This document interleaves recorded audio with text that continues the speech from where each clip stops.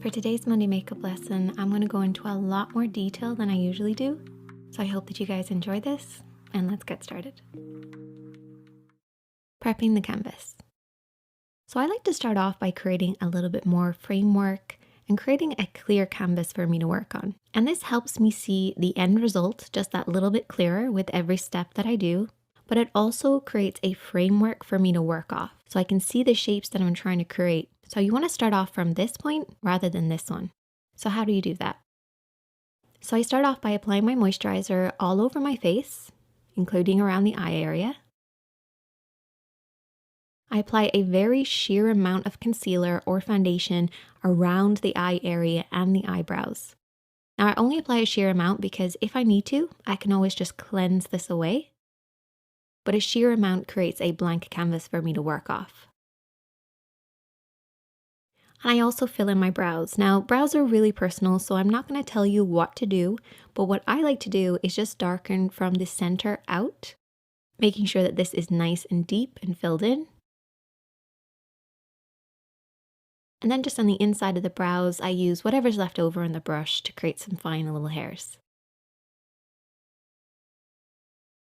And now we can see our eye shape just that little bit clearer, our brows are filled in, and we're ready to apply our eyeshadow. You might be wondering why I don't just do my entire face. Well, it's kind of personal preference. For me, I find I get enough framework from just filling in my brows, and I can really see the shape that I'm creating by applying a small amount of concealer just around the eyes, which I can then clean up if I have any liner mistakes or fallout, and it's not going to mess up an entire beautiful face of makeup. But it is personal preference. Preparing the eyelids. So why do you need to prep the eyelids? Surely eyeshadow that's designed for the eyes should just be able to go onto the lids. Well, the eyelids are actually really thin and delicate and sheer, and makeup doesn't hold on to thin, delicate areas of skin compared to other areas of the face or body. That's why when you swatch something on, say, your wrist or your fingertips, it looks a lot more vibrant compared to when it's applied onto the lids. The eyeshadows need something to hold on to. So there's 3 different things that you can try. Concealer, this is great because you probably already have a concealer and you can just apply this onto the lids. Primer, which is designed for the actual lids itself and will really hold on to eyeshadow. And cream eyeshadows. These are a cream form of an eyeshadow and they really create a nice base for the rest of your shadows to sit on top of. My personal preference is to mix concealer with my primer. So I use it at about a 2-to-1 ratio because my eyelids are kind of dry. Eyeshadow primers can be quite drying on the lids, and if you already have dry skin, it creates unwanted texture. So shearing it off with a little bit of concealer will create a nice base. And this is something that I do for mature skin as well. However, you want to mix it up to make sure it works for you.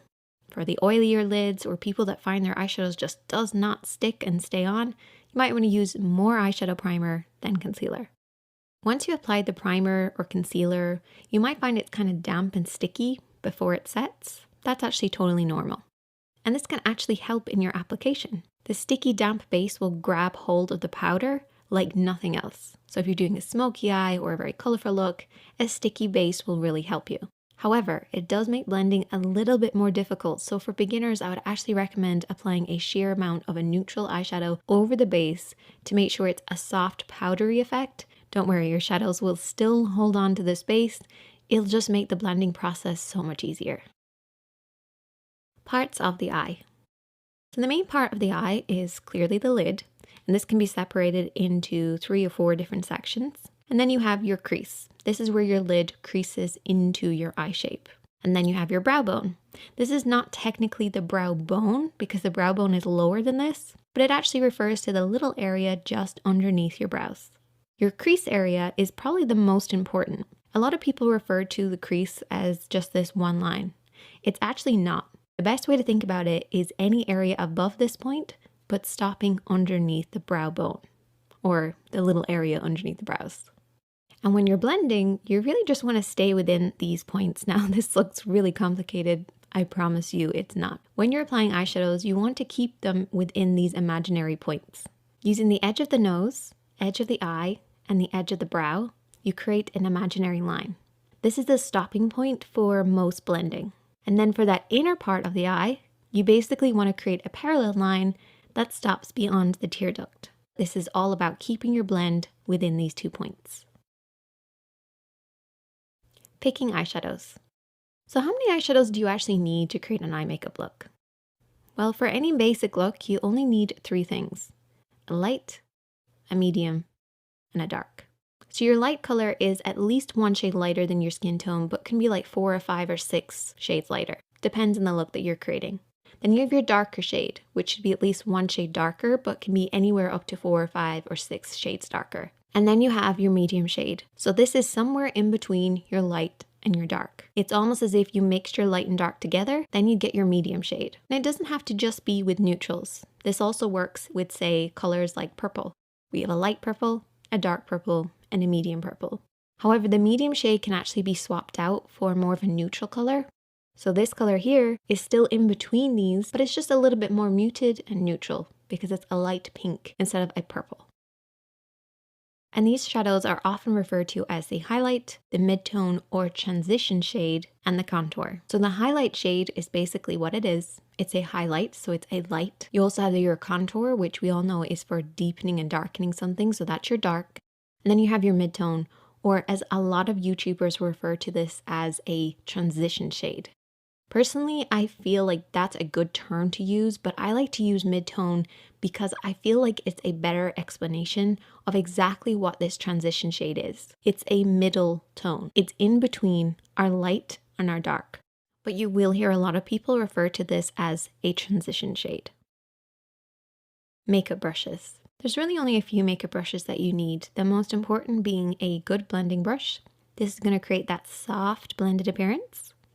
A small brush, something like a pencil brush, or anything that's nice and small that you can do some detailed work with. This is actually my favorite one for beginners, the Blank Canvas EO1. Highly recommend it because it really applies the shadow while keeping it nice and soft and blended at the same time, so it does a lot of the work for you. And then you have a flat brush. It's not essential to use a flat brush. You can use your fingertips, a Q-tip, however you will get more precision from a flat brush.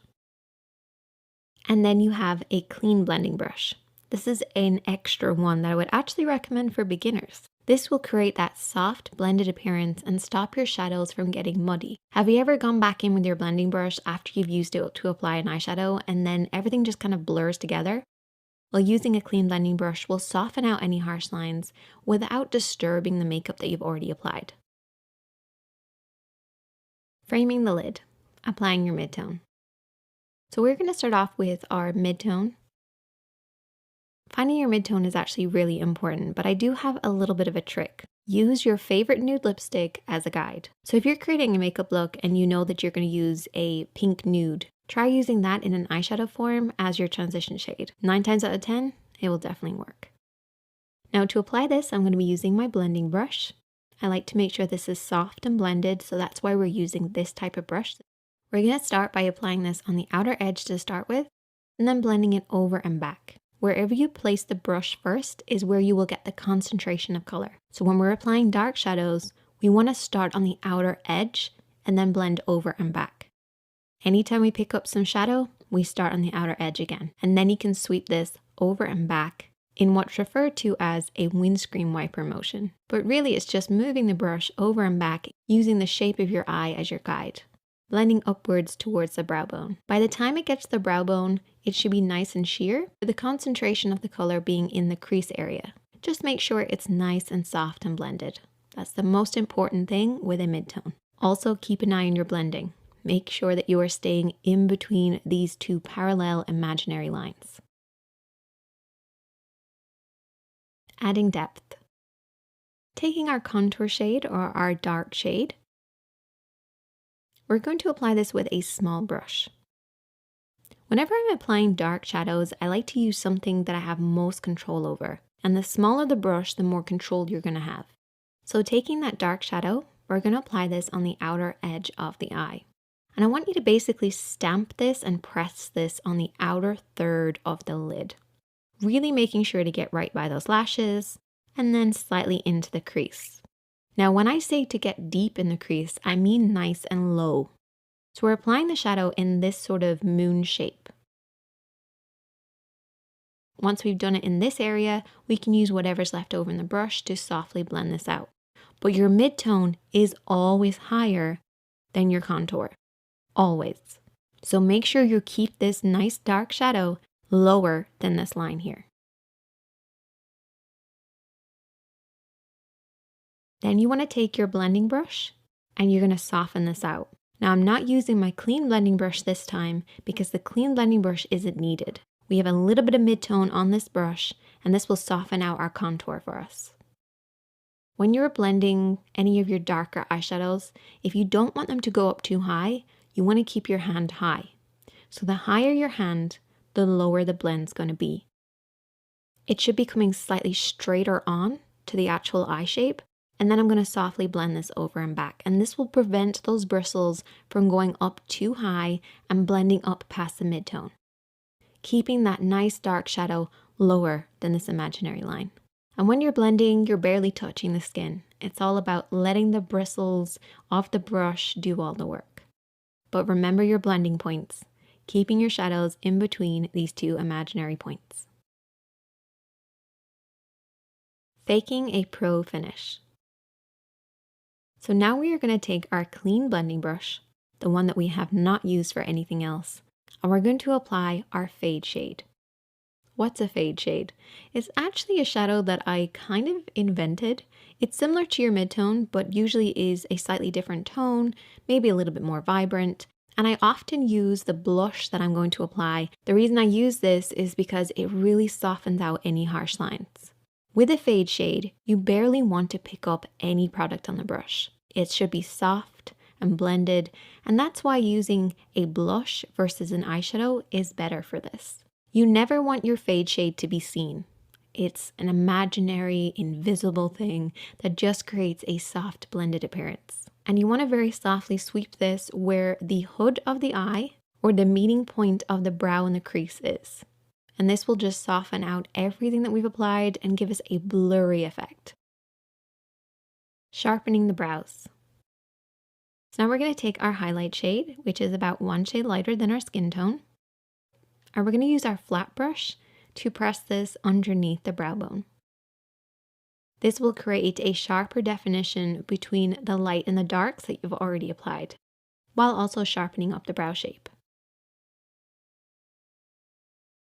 Cutting the crease. What is cutting the crease, and why do you do it, and how do you do it? Basically, it's just redefining the lid to crease area. The most basic reason you'd reapply concealer is just to give us a nice clean base for everything that we're going to apply, particularly if you're applying highlighting shades. It also creates a sharper contrast between the light and the dark, meaning that your contour is going to look deeper and darker. So we take a little bit of concealer onto our flat brush, and you basically just want to coat the inner lid. Now I'm doing a half cut crease. So I'm going to start on that inner corner of the lid only, and then softly sweep this to about the halfway point of the lid, making sure to go right up towards the crease, but before it hits the crease, bring it down. So this concealer should only be placed on the lid.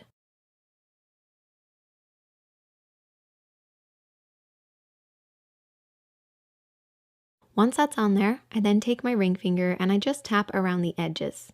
So right where the concealer meets the shadow on the outer edge.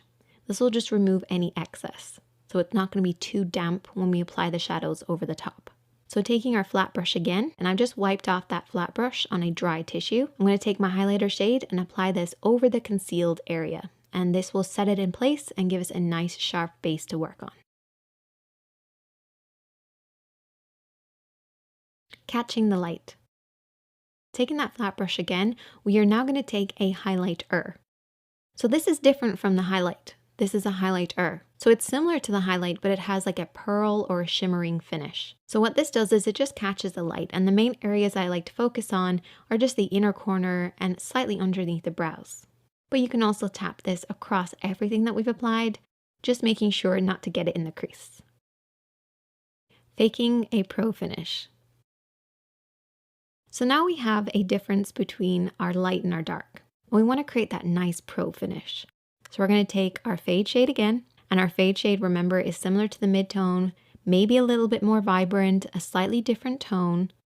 and just apply a small amount of the fade shade right where the light and the dark meet in the center of the lid. And instantly, we get a much better blend between the light and the dark. This is how you fake that pro finish. Shaping around the eyes.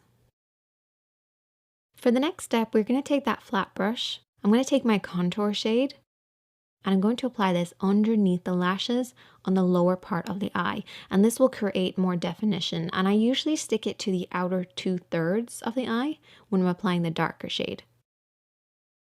You're basically just running this along the edge of the eye. With our mid-tone then, I'm using the same brush, and I'm going to softly sweep this all the way into the inner corner. This will create a softer blend for our contour while also creating some more definition. And then to finish, you want to take your clean blending brush. This may have a little bit of fade shade on it, but that's totally fine. And you just want to blend around everything that you've already applied with a very, very light hand. And then our eyeshadows are on.